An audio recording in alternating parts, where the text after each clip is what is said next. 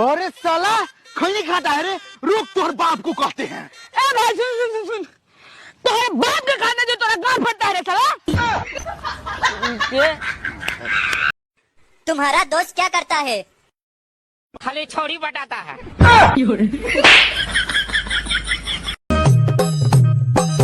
कैसे बा? लमका की गोल का? लमका। तू बड़ी महंगा है, ब्याह के बाद मिलता है। अच्छा तुम कौन क्लास में पढ़ते हो? 4 क्लास में। 4 क्लास में? हाँ। तो क्या बनना चाहते हो पढ़ के? डॉक्टर। अच्छा डॉक्टर बनना चाहते हो? हाँ। डॉक्टर क्या काम करता है? घर में सुई देता है।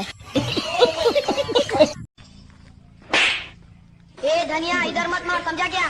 क्यों? इधर छोटा दिमाग होता है, आदमी मर जाता है।